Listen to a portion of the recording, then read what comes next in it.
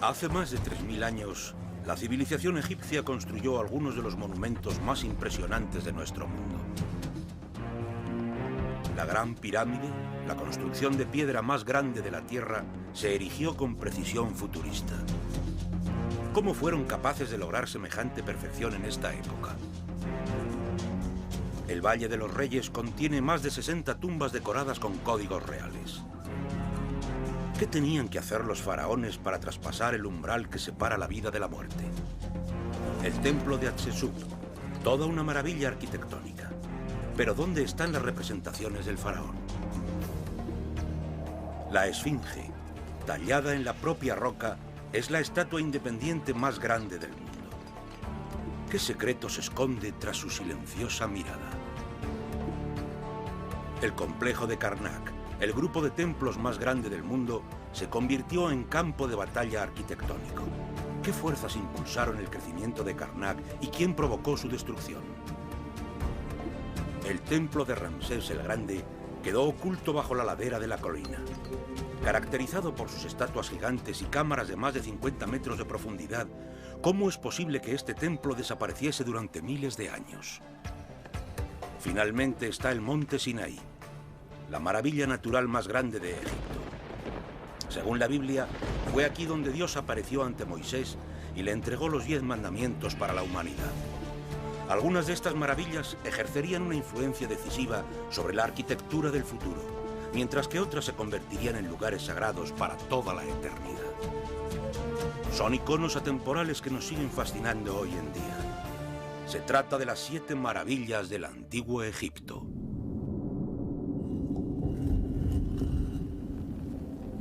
Hay muchas historias ocultas bajo las piedras de estas maravillas.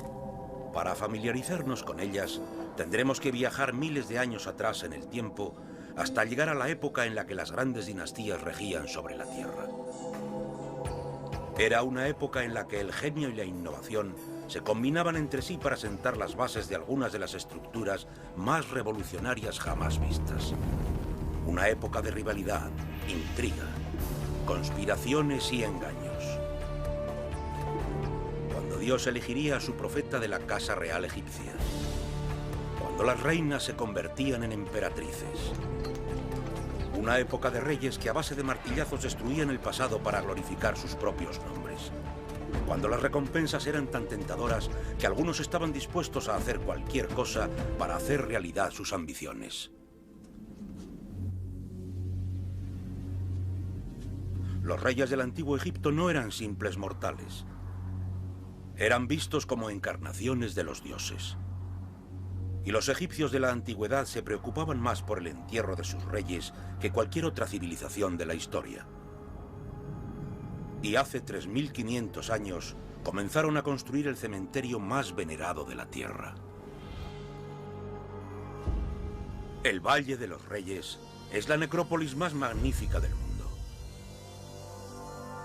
Son 62 tumbas cavadas en la roca y colmadas con los tesoros del antiguo Egipto.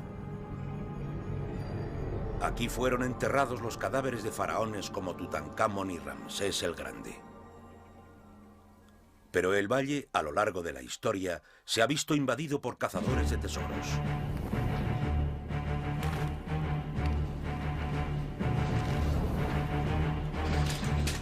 Cazadores de tesoros y vándalos que se introducían en las tumbas.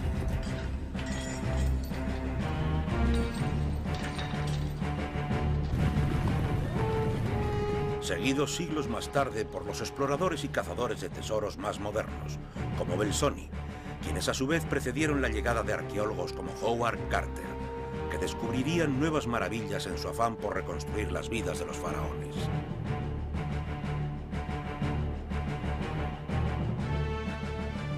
La tumba más antigua del valle es la del rey Tutmosis, que vivió en el 16º siglo a.C. Es probable que eligieran este lugar por esta misma grieta, que ayudaría mucho para comenzar el tallado de la tumba. Los primeros reyes preferían tumbas ocultas. Durante los 500 años siguientes, todos los faraones que siguieron a Tutmosis también fueron enterrados aquí. Ted Brock ha sido el responsable de la creación de este mapa tridimensional de todo el valle y conoce las tumbas como la palma de su mano. La construcción de una tumba no se diferenciaba demasiado de todas las demás operaciones de tallado en roca que llevaban haciendo durante cientos o incluso miles de años.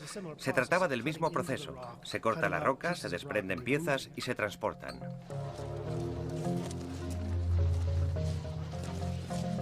El trabajo era sucio, duro y caluroso. La gente estaría aquí, cortando la roca, excavando túneles y llevándose los escombros. Detrás de ellos vendrían los retocadores, provistos de herramientas de bronce y cobre, con las que remataban las paredes dejándolas rectas. Finalmente se enyesaban las paredes para prepararlas en la decoración final. Todos estos pasos ocurrían en distintos lugares al mismo tiempo. Después de enyesar los muros, los decoradores se ponían manos a la obra. Los asistentes dibujaban los perfiles básicos de los jeroglíficos en ocre rojo. Utilizaban motivos extraídos de libros de patrones. Un visir mantenía al faraón informado sobre los progresos de la obra. Una vez acabado el trabajo del asistente de decoración, el maestro llegaba para corregir y finalizar la tarea. Aquí en la cabeza de Horus contemplamos un detalle muy curioso. Podemos distinguir la corrección del maestro. Más abajo no nos encontramos con más trazados de rojo, lo cual indica que los asistentes no se preocupaban por estos detalles. Todos los detalles del muro tenían que ser perfectos. Era como una especie de código de teletransportación para que el faraón pudiese atravesar de esta vida a la siguiente. Las tumbas estaban colmadas con descripciones del submundo. De hecho, en su forma y estructura parecían rendirle tributo a este. Prácticamente todas las tumbas del Valle de los Reyes están inacabadas, ya que las labores de construcción cesaban con la muerte del rey. Una excepción a esta regla es el sepulcro de Seti I. Fue descubierto por el cazador de tesoros más famoso de todos los tiempos, Giovanni Battista Belzoni, quien en 1817 tuvo la suerte de dar con la tumba más larga y profunda de todas.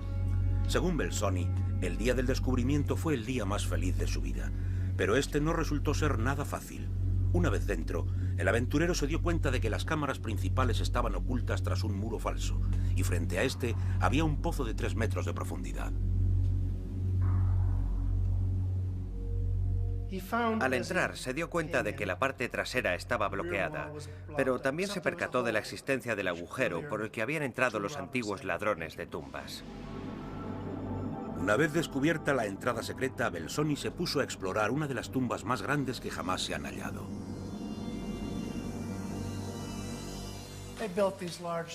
La tumba está llena de cámaras monumentales, con pilonos enormes tallados en la propia roca. Solo se encuentran en estas cámaras. En las demás, queda mucho espacio libre en las paredes. Los ayudantes del faraón momificaban su cuerpo para preservarlo durante la eternidad. Se le tendía dentro de una serie de féretros antes de ser depositado dentro del sarcófago. El sarcófago, con todos los féretros dentro, podía llegar a pesar 10 toneladas. La cámara más baja de todas, que está a cientos de metros bajo tierra, es la cámara mortuoria del faraón. Estamos dentro de la cámara funeraria de Seti I, que es realmente como una especie de sarcófago gigante. Tiene una tapa que representa el cielo estrellado y unos laterales que describen el viaje del dios del sol a través del submundo. En los dos extremos tenemos a la diosa protectora que también encontramos en el sarcófago. Este era el lugar de descanso final del faraón, perfectamente sellado dentro de su sarcófago y rodeado de sus posesiones más valiosas. Los sacerdotes y el cortejo fúnebre se encargaban de sellar la sala. Pero los trabajadores que la habían construido siempre sabrían dónde estaba escondida cada tumba.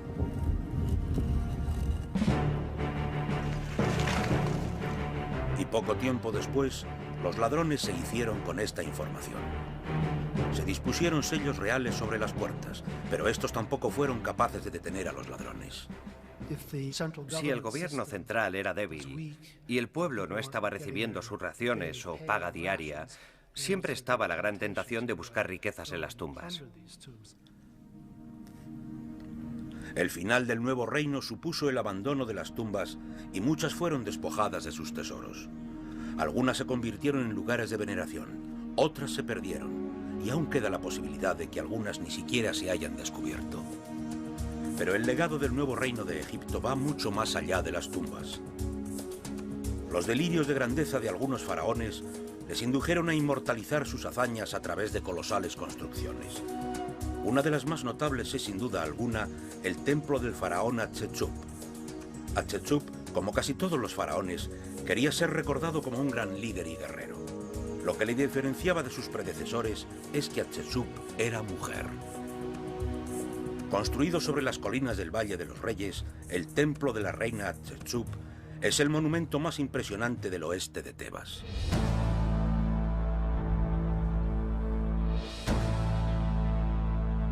El futurista templo de Hatshepsut estaba lleno de novedades revolucionarias, algo comprensible si tenemos en cuenta que la vida de la reina fue de todo menos típica. A diferencia de Cleopatra o Nefertiti, la historia de Hatshepsut no es comúnmente conocida.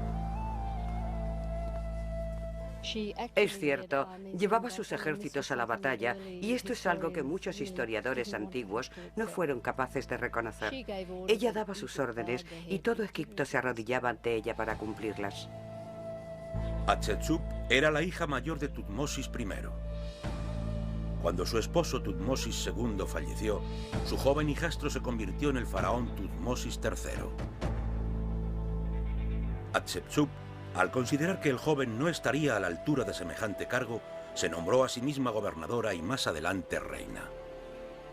No cabe duda que al subir al trono hizo algo totalmente inconstitucional, pero a diferencia de otras mujeres históricas ambiciosas, jamás se deshizo de Tutmosis III, que siempre estuvo a su lado, aunque fuese ella la que tenía siempre la última palabra.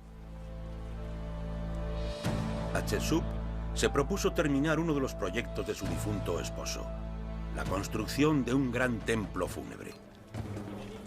15 años más tarde, este acabó siendo el mayor logro arquitectónico de toda su dinastía. El arquitecto del proyecto fue elegido personalmente por Hatshepsut. Su nombre era Senenmut. De origen humilde, Senenmut había ascendido a la escala social hasta convertirse en el hombre de confianza de Hatshepsut. Él se encargaba de todo. Sabía elegir bien los lugares de construcción, planear las edificaciones y supervisar el progreso de la obra. La forma peculiar que caracterizaría al templo se dejaba entrever más y más cada día que pasaba. Una de sus características más especiales fue la utilización de columnas de varios planos. No hay ningún otro templo en Egipto como este, es único. Senenmut copió el diseño de la rampa de un templo cercano, pero el resto de su creación está lleno de adiciones propias. En las columnatas puso estatuas dedicadas al dios Osiris pegadas a las columnas. Y en la parte posterior del templo hay una estructura única diseñada para soportar el peso de la colina que había encima. Estamos dentro del santuario interior, que está construido de manera muy especial. Estamos ante una cámara construida con la técnica del iglú. Es una técnica en la que ponen una piedra sobre otra para ir moviéndolas progresivamente hacia el centro, hasta que coinciden en el techo. Después se pulen todos los salientes y de ahí que finalmente tenga aspecto abovedado. Hatshepsut decoró los muros de su templo con ilustraciones de sus conquistas y hazañas. Entre estas destaca un jeroglífico que narra los detalles de una expedición organizada por la reina en el 9º año de su mandato. Es la única descripción que tenemos sobre cómo sería un poblado africano hace 2500 años. Hatshepsut envió 5 navíos hasta la tierra de Punt, que según los historiadores estaría cerca de la actual Somalia. Los barcos fueron enviados para recoger incienso y perfumes para hacer ofrendas al dios Amón. Trajeron cosas muy valiosas, como ébano, marfil, oro, pieles y todo aquello que creyeron que sería del gusto de Amón. Hay quien dice que algunas de las terrazas que hay en el templo se utilizaron para plantar algunos de estos árboles exóticos. Durante los 15 años que duró la construcción, Hatshepsut Siempre se mantuvo cerca del arquitecto Senenmut, que prácticamente se convirtió en parte de su familia. Senenmut, héroe de los favoritos de la reina Hatshepsut. De hecho, él fue el encargado de la educación y el cuidado de la única hija de la reina, Neferari. No existe ninguna evidencia que indique que Hatshepsut y Senenmut tuvieran ningún tipo de relación amorosa. Pero a este último se le otorgó un privilegio muy especial: tener su propia tumba construida debajo del antepatio del templo. Por desgracia, parece que algunos de sus rivales vieron con malos ojos este tipo de privilegios, ya que después de su muerte, todas las imágenes que había de Senenmut quedaron destruidas, a excepción de una. Aquí tenemos un dibujo del célebre Senenmut, del que por desgracia no sabemos mucho más, ya que desapareció por completo durante el 16º año del reinado de Hatshepsut. Senenmut siguió siendo un innovador hasta el final de sus días.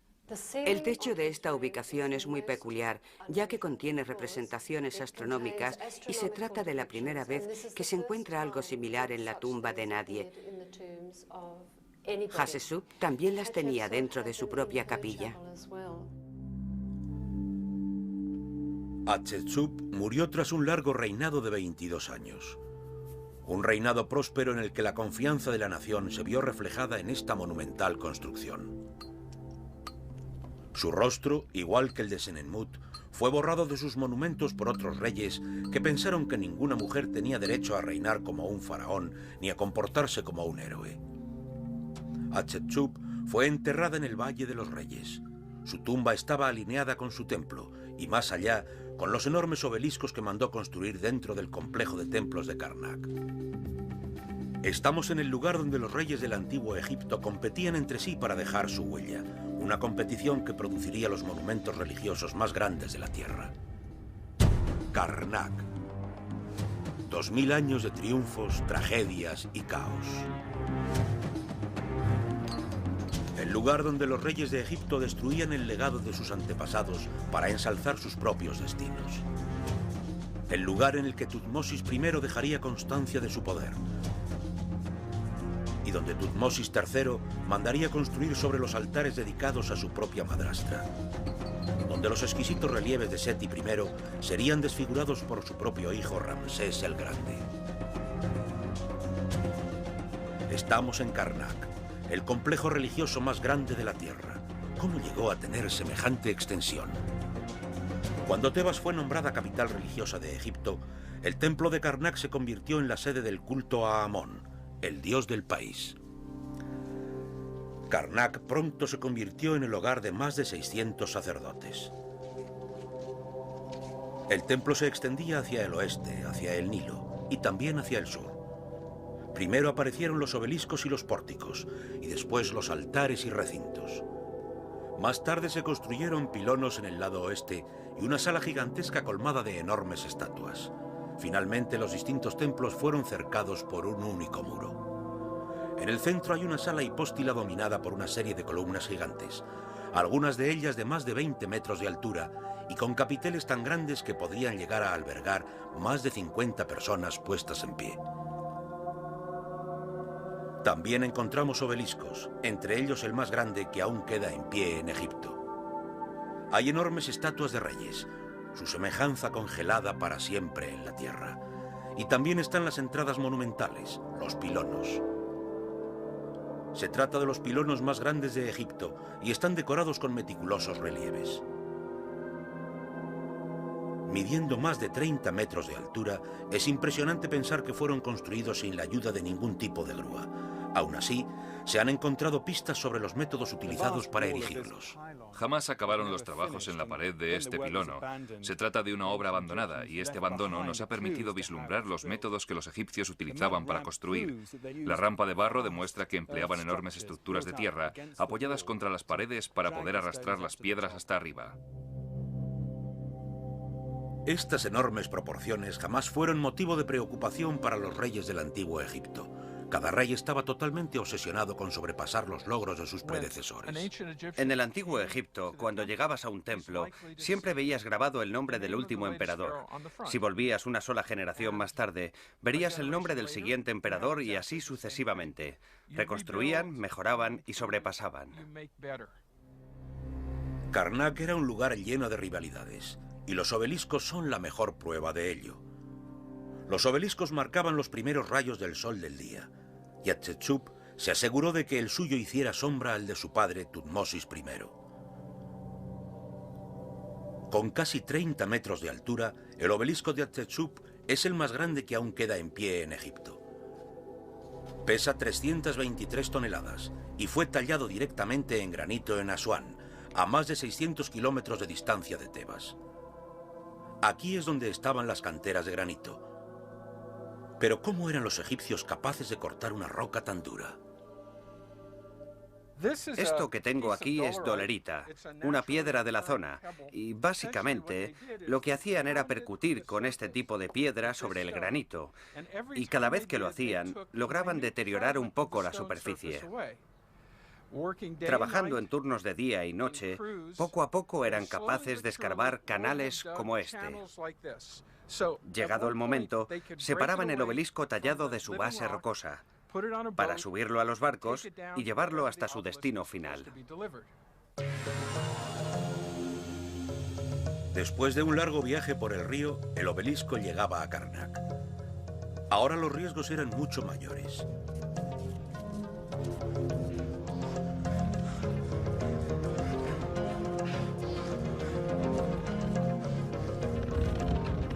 Demasiada presión en la parte del medio provocaría que la gigantesca piedra se fracturara bajo la presión de su propio peso. Pero esto era realmente la parte fácil. Al llegar a Karnak, el gigantesco bloque de granito tuvo que ser arrastrado hasta la parte superior de un túmulo. Los trabajadores ayudaron a maniobrar la gigantesca piedra hasta ponerla en su sitio y dejar que la arena dispuesta en la fosa se encargara del resto. Con tiempo y esfuerzo, cualquier cosa era posible. Pero las técnicas de construcción estaban a punto de sufrir un cambio radical con la llegada del andamio. El rey Akenatón tenía tanta prisa por construir sus templos que inventó nuevos métodos de construcción. Ordenó que todos los bloques de piedra se cortaran de un mismo tamaño. Estos bloques recibieron el nombre de talatat. Tenían aproximadamente 50 centímetros de longitud y podían ser acarreados con facilidad por una sola persona.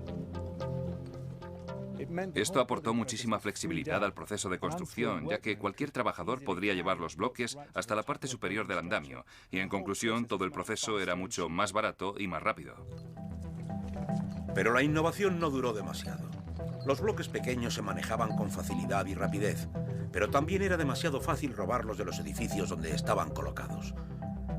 Los siguientes faraones, Tutankamón y Horemheb, se dedicaron a robar piezas de los edificios de Akenatón, y los bloques de talatat se emplearon como relleno para sus pilonos gigantes. Los faraones volvieron a emprender construcciones grandiosas, incluyendo una capaz de sorprender hasta a los propios dioses. La sala hipóstila es el mayor edificio religioso que se ha construido en la historia.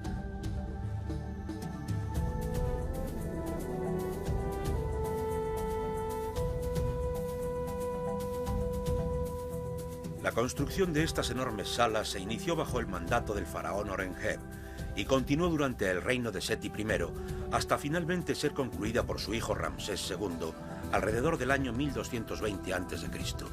Es un bosque de columnas de más de 20 metros de altura. Pero ¿cómo fueron capaces de construirlo? Los antiguos templos egipcios se construían utilizando columnas enormes como esta, con el arquitrabe por encima para unirlas. Y esto suponía un gran problema, porque el arquitrabe no solo tenía que aguantar su propio peso, sino también todo el peso del techo de piedra. Sorprendentemente, los egipcios empleaban técnicas constructivas que podrían haber puesto fin a este problema. Todo el mundo cree que los romanos inventaron los arcos, pero los antiguos egipcios los utilizaban desde 1000 años antes. Pero al carecer de un pilar base, los arcos egipcios se tenían que inclinar hacia atrás para poder sostenerse entre sí. Solo se utilizaban para construcciones civiles, como en estos almacenes de más de 3000 años de antigüedad. Los egipcios siguieron adelante construyendo columnas cada vez más grandes para soportar el peso. Las columnas se volvieron tan grandes que tuvieron que empezar a construir bases de 2 piezas como esta. Están perfectamente unidas por la mitad y servían de base para la construcción de la columna. Se amontonaba tierra en torno a las columnas para elevarlas hasta alturas de más de 20 metros. Entre capitel y capitel se posaba un enorme arquitrabe, un bloque sólido de piedra de 10 metros de longitud.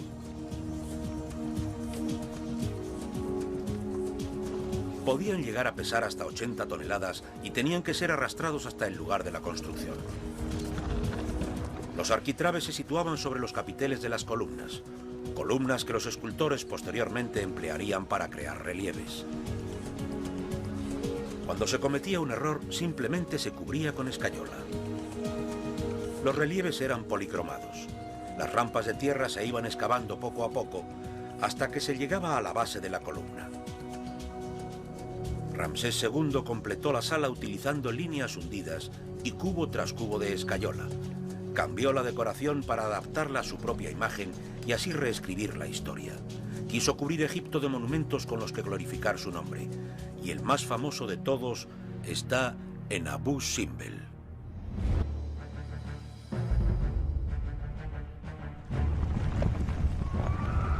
Los dominios de Ramsés se extendían hacia el sur hasta los desiertos de Nubia, donde construyó 7 templos. El más impresionante de todos es el que está en Abu Simbel. Se construyó para celebrar el enorme poder de Ramsés y con el tiempo se ha convertido en el templo de roca tallada más impresionante del mundo. Un auténtico ejército de albañiles trabajó laboriosamente la fachada hasta transformar la roca en 2 pares de estatuas enormes del faraón. Cada estatua tenía más de 20 metros de altura. ¿Por qué eligió Ramsés este lejano desierto para edificar su templo?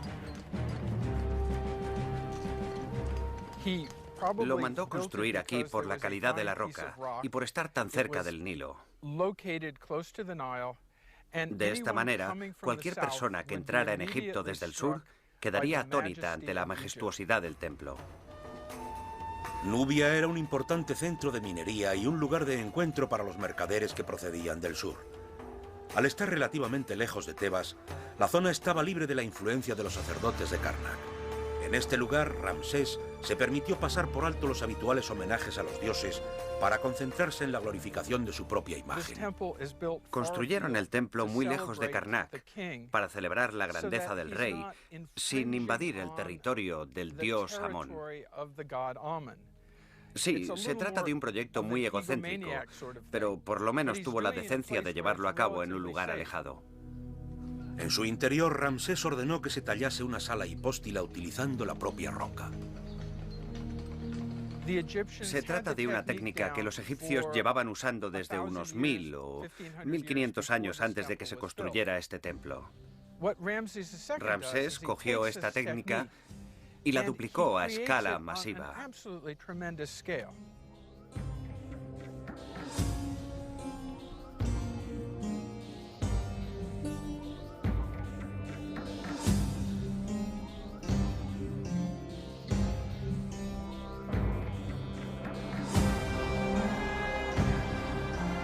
Ramsés ordenó que todas las columnas estuvieran cubiertas por estatuas suyas.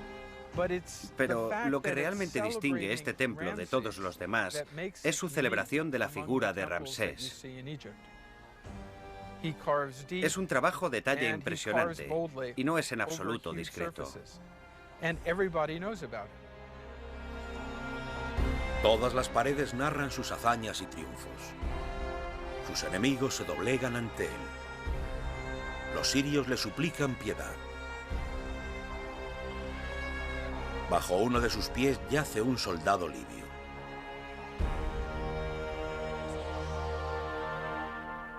En el santuario interior, Ramsés se retrata a sí mismo sentado entre los dioses. Los rayos del sol del alba penetran en esta parte del templo 2 veces al año para iluminar la imagen.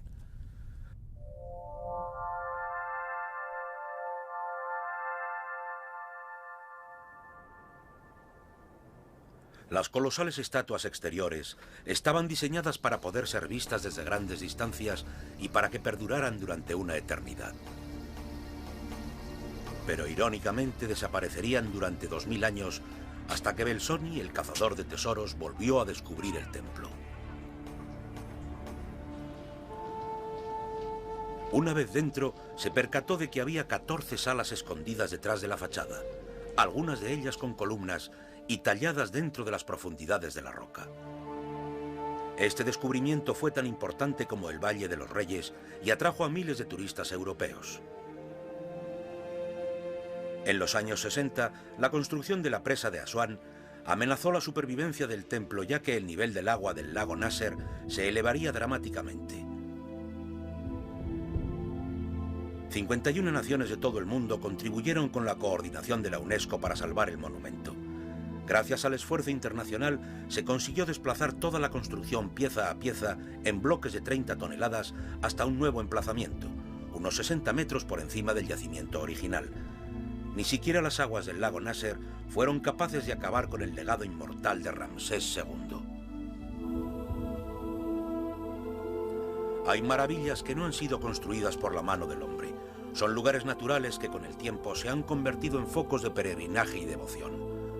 El más famoso de estos es el Monte Sinaí.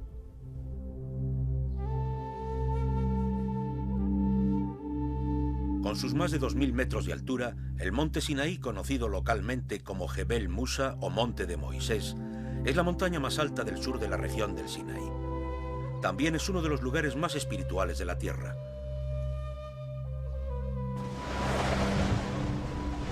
La Biblia cuenta la historia de Moisés, que en una noche de tormenta subió hasta la cima de la montaña, donde el cielo se abrió y Dios le entregó los 10 mandamientos escritos sobre 2 tablas de piedra.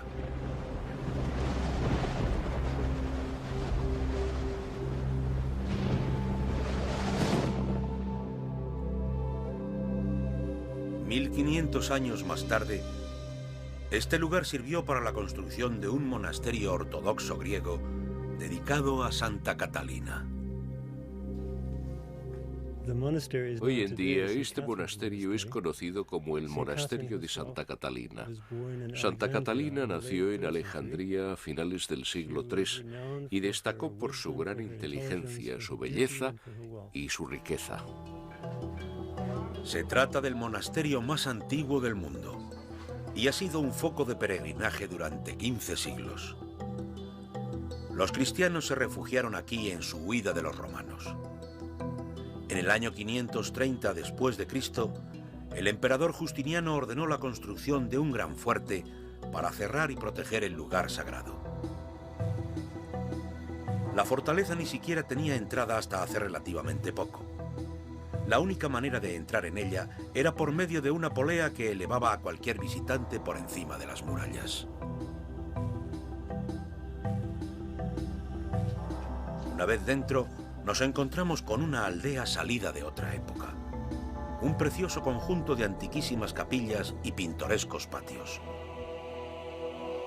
Este monasterio es uno de los ejemplos mejor conservados de la arquitectura bizantina. En su interior hay una invalorable colección de arte religioso y manuscritos. Según las escrituras, este fue el lugar donde la vida de Moisés sería transformada por la milagrosa visión de un arbusto en llamas. Los monjes del monasterio siguen cultivando una especie de arbusto de frambuesa, el Rubus Santus. El monasterio se llamaba originalmente Monasterio del Arbusto en Llamas, ya que estamos en el lugar donde Dios apareció ante Moisés como un arbusto que ardía sin ser consumido por las llamas. Aquí fue a donde trajo a los hijos de Israel, y aquí, además de recibir la revelación de los 10 mandamientos, también recibió la ley. La historia de Moisés comienza en el nuevo reino de Egipto. Era un huérfano hebreo, pero creció dentro de la casa real. En esa época los hebreos eran esclavos de los egipcios. Ya de mayor, Moisés se vio obligado a huir del palacio. Harto de las crueldades infligidas a sus hermanos hebreos, había acabado con la vida de un guardia egipcio. Cambió la vida de palacio por la de un fugitivo y durante 40 años deambuló por el desierto del Sinaí.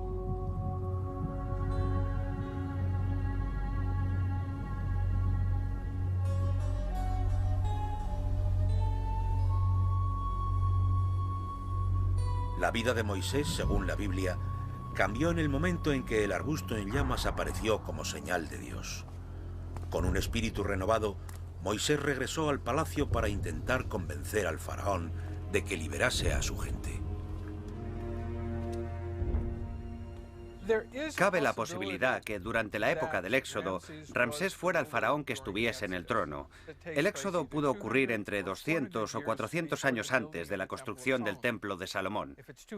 Si fue 200 años antes, es posible que Ramsés estuviera allí, pero no lo podemos saber con exactitud. El faraón hizo caso omiso de las plegarias de Moisés, y este se vio obligado a desatar 10 plagas terribles sobre la tierra de Egipto. Entre otras, el Nilo se convirtió en sangre, los animales murieron y la luz se tornó oscuridad. Solo entonces el faraón cedió.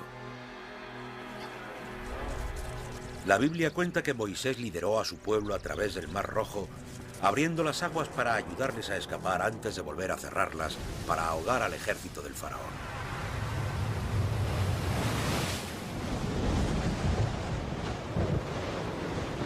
Tras pasar años errante liderando a sus seguidores, Moisés regresó al monte Sinaí donde Dios, después de haber puesto a prueba su fe, entregaría a la humanidad los 10 mandamientos.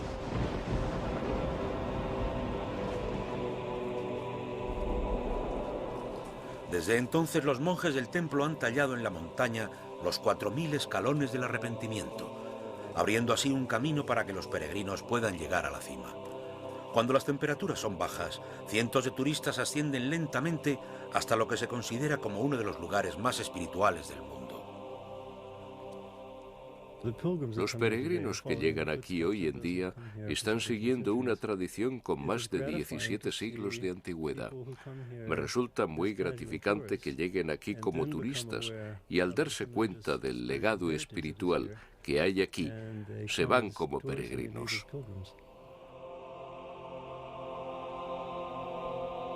Se cree que desde aquí, Moisés mostró a su pueblo el camino hasta la tierra prometida, y así nació el pueblo judío.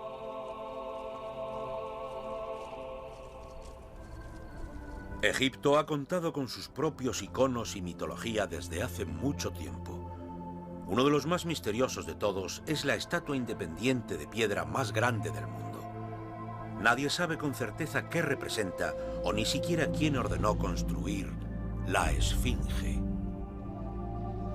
Mitad humana, mitad animal, la Esfinge es uno de los iconos más extraños de la Tierra. Con 60 metros de longitud y 20 de altura, hace guardia frente a 2 de las pirámides más grandes de la planicie de Gizeh. La Esfinge ha sido una figura venerada durante siglos. Los faraones han homenajeado a los dioses a sus pies. Los conquistadores se han arrodillado frente a ella. La Esfinge ha sido cuidadosamente estudiada por multitud de expertos, pero sigue siendo un enigma. ¿Por qué se construyó? ¿Por qué tiene túneles en su interior? ¿A qué rey representa? ¿Qué poderes oculta? La llamaban el padre del terror. La temían, y la verdad es que si los lugareños de hoy en día todavía le tienen miedo, la gente de la época debía sentirse aterrorizada. Está ahí observándonos constantemente. La idea de fusionar a un hombre con un animal no era nada nuevo dentro del arte egipcio, pero la Esfinge es la primera representación de una cabeza humana esculpida sobre el cuerpo de un león. En el antiguo Egipto solo había una persona que podía ser representada de tal manera, el faraón. El rey era la representación viva de Egipto y tenía que ser tan viril como poderoso. Por eso aquí encontramos la cabeza del rey representando la inteligencia, pero con el cuerpo de un león representando ese poder y virilidad. La Esfinge está localizada en una gran cantera en forma de U ante la gran pirámide de Keops y la segunda pirámide construida por su hijo Kefren. Se cree que representa a uno de los 2 regentes. Pero ¿por qué querrían poner una escultura entre 2 pirámides? Está tallada en roca. Se encontraron una roca enorme y decidieron hacer algo útil con ella. Eso resultó ser una estatua enorme que por una parte homenajearía al rey y al mismo tiempo simbolizaría a Ra, el dios del sol. Pero si la Esfinge representa la grandeza del rey, ¿por qué tiene una cabeza tan pequeña en comparación con el resto de su cuerpo? La cabeza es de piedra caliza muy dura, un material perfecto para esculpir. Sin duda a alguien se le ocurriría la idea de utilizar esta piedra para hacerle un monumento grandioso y duradero al rey. Cuando los canteros empezaron a tallar la parte inferior de la roca, se toparon con una capa mucho más suave y con una fisura. Esta piedra de menor densidad puede que forzara a los constructores a extender el cuerpo. Después revestirían la zona débil con una capa de piedra caliza. Pero poco después de haber sido terminada, la esfinge quedaría enterrada bajo las arenas del desierto durante más de 1000 años. Tutmosis IV la redescubrió y levantó una inscripción de granito de 15 toneladas de peso entre sus zarpas. La inscripción, también conocida como la Estela de los Sueños, cuenta la historia de un príncipe que se duerme bajo la sombra de la cabeza de la esfinge. La descripción cuenta que la esfinge apareció ante él y le dijo: «Hijo mío, ¿cómo has podido permitir esto? Desentiérrame y te convertiré en el rey de Egipto». Por tanto, según la Estela de los Sueños, Tutmosis IV desenterró la esfinge y, sorpresa, Tutmosis IV se convirtió en rey. Pero las arenas del desierto no tardaron demasiado en volver a ahogar el monumento antes de la llegada de los cazadores de tesoros. Tenemos que imaginar a una esfinge totalmente cubierta de arena, con todo esto cubierto y solo la cabeza visible. Los griegos, de hecho, creían que la esfinge era una figura humana puesta de pie, de la que solo eran capaces de imaginarse la cabeza, y no podían sospechar cómo era el cuerpo que había debajo. Y dado que el cuerpo estaba escondido, los constructores de tumbas y los cazadores de tesoros lo agujerearon sin darse cuenta de ello. Los seres humanos somos curiosos. Aquí podemos ver que a través de los siglos, todo tipo de personas han querido explorar el interior de la esfinge. Hoy en día este tipo de actividad está totalmente prohibido, pero hace un par de siglos no había nada prohibido. Aquí podías hacer todo lo que te diera la gana. Los humanos somos una especie increíble. Esto explica la existencia de los túneles, pero no resuelve el enigma sobre a qué rey representa la esfinge. Si nos ponemos de frente a la esfinge, nos encontraremos que está delante de la pirámide de Kefren y también muy cerca de su templo, por lo que creemos que todo el conjunto pertenecía al mismo rey. Pero hay otros egiptólogos que no están de acuerdo con esta teoría. Si nos fijamos en la pirámide de Kefren, veremos que lo más lógico sería haber construido un camino elevado a un ángulo de 90 grados desde la pirámide para cruzar la línea recta del Valle del Templo. Pero esto no se hizo así. El camino elevado está torcido, porque la cantera estaba justo en medio. Yo personalmente creo que fue obra de Keops, ya que tiene ojos muy grandes y muy abiertos. También hay que tener en cuenta que la esfinge lleva una cofia a rayas y que en el siguiente reinado este tipo de cofia ya no se utilizaba. Puede que la esfinge represente a Keops, el responsable de la otra pirámide, la Gran Pirámide. La pirámide de Keops prácticamente arruinó al país, por lo que también es posible que fuera acabada por Yedefre, uno de sus hijos, para restaurar la moral nacional y el buen nombre de su padre. Yedefre, como buen hijo que era, reconstruyó el monumento de su padre, la esfinge, para que no decayera el culto hacia su padre, el dios.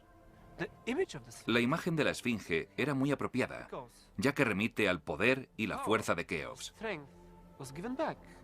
Está ahí, vigilando a su pueblo. Puede que jamás sepamos con certeza si el rostro de la esfinge es el mismo de Keops. La única imagen que sobrevive del faraón es una pequeña estatua de solo 7 centímetros de altura.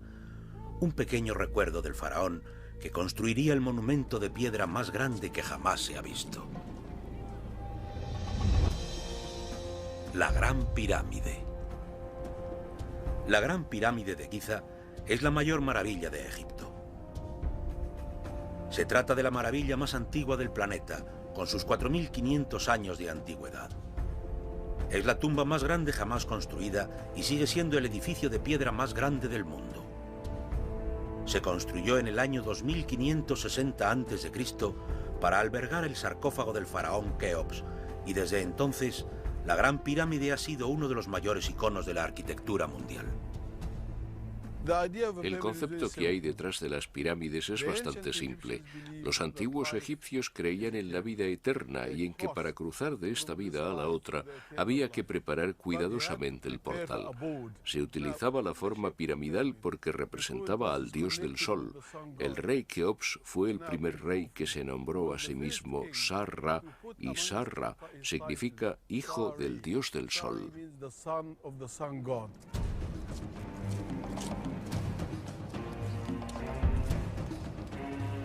El faraón Keops había crecido entre pirámides. Su padre había favorecido la arquitectura monumental a gran escala y desde un principio Keops se propuso construir una pirámide perfecta. Se dividieron los dos lugares por los que salía y se ponía la estrella polar para determinar la dirección del norte. Después se niveló la tierra para formar la base, una base que cubre 5 hectáreas perfectamente niveladas. Nivelaron la roca utilizando una red rectangular de canales que llenaron de agua. Todo lo que sobresalía por encima del agua se quitaba de en medio. Con la base marcada y el suelo nivelado, empezaron los trabajos de construcción. Estamos en el lugar donde se cortaban las piedras para construir la pirámide. Para desplazarlas, las arrastraban desde aquí por una gran rampa de arena hasta la pirámide en sí.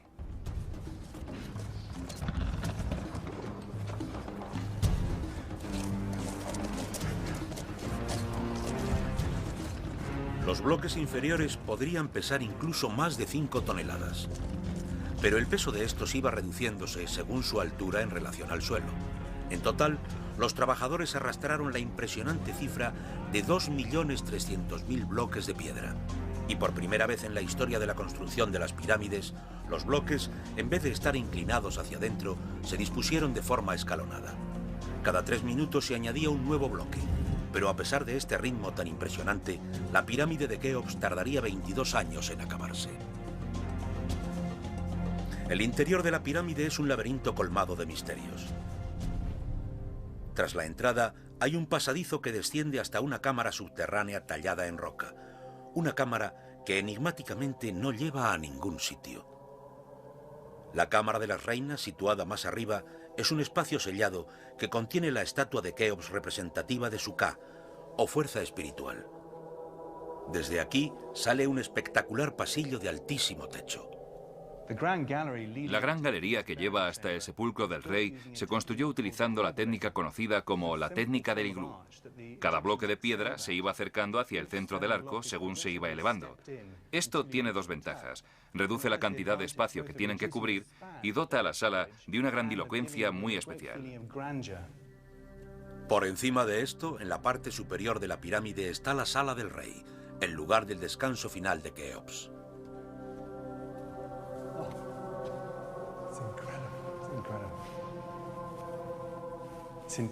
Es increíble. Todas las paredes son de granito y los bloques del techo son los más grandes que se habían utilizado hasta esa época. Los egipcios estaban tan preocupados por el peso del techo y que éste se viniera abajo, que construyeron una serie de cámaras o vacíos por encima de él para distribuir el peso del resto de la pirámide. En la parte superior tenemos 2 bloques de piedra apoyados el uno contra el otro en forma de V. Algo que distribuye el peso de la pirámide hacia abajo a través de estos bellísimos muros laterales. Este me parece el lugar más fascinante que hay en el mundo. Dentro de las cámaras vacías podemos encontrar las pintadas de los trabajadores. En una de ellas aparece el nombre de Keops y se trata del único lugar donde se menciona al faraón para el que se construyó esta pirámide. Estamos en el lugar de descanso final de Keops. Por desgracia fue robado en la antigüedad y por eso está roto en este extremo. Lo más curioso es que si medimos el ataúd, nos damos cuenta que es ligeramente más ancho que la entrada, por lo que obviamente se trajo hasta aquí antes de que construyeran la sala.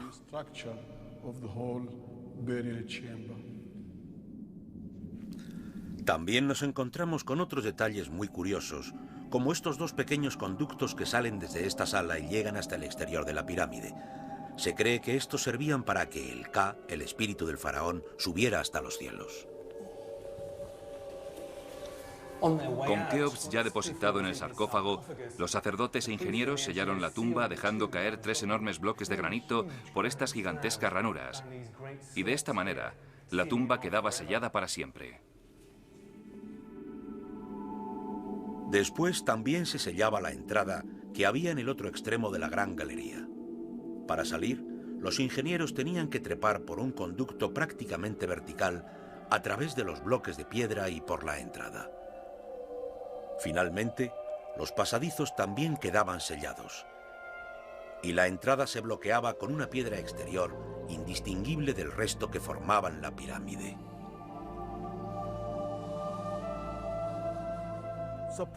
Se supone que nadie sería capaz de encontrar la entrada y de haberlo hecho se habría topado con un montón de piedras bloqueando el paso. Se tomaron todo tipo de precauciones, pero aún así, alguien fue capaz de entrar en la pirámide y robar sus tesoros. ¿Cómo lo lograrían? No hay manera de saberlo.